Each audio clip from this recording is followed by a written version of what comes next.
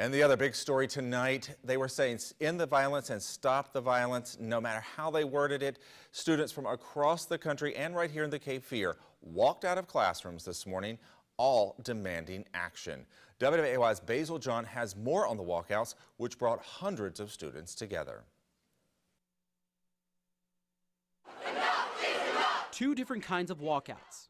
One message to end gun violence. Our safety is not a privilege, it is a given. We should be able to go to school without having to worry if we are going to lose our life. At Hoggard High School in Wilmington, students gathered in the courtyard. 17 students spoke, one for each person killed in the Parkland, Florida shooting. Each speech begged for change and encouraged others to join in the movement to make a difference across the nation. I refuse to accept this as the price of our freedom. I am no longer accepting the things I cannot change, but I am changing the things I cannot accept. We will be the generation to end mass shootings. Just up the street at UNCW, a different tone. Hundreds of students and faculty gathered and stood in silence as the clock tower rang 17 times.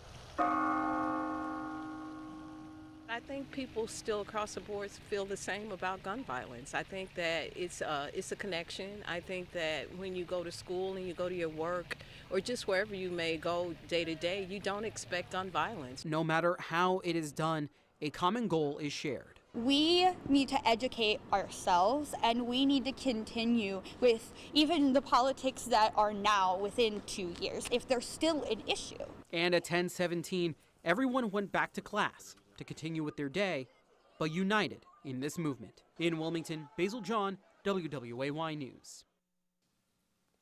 Thank you, Basil. And there were a lot of schools involved today, and New Hanover County Schools Deputy Superintendent Rick Holliday was actually at Hoggard and said he was happy with how the students acted during the walkout.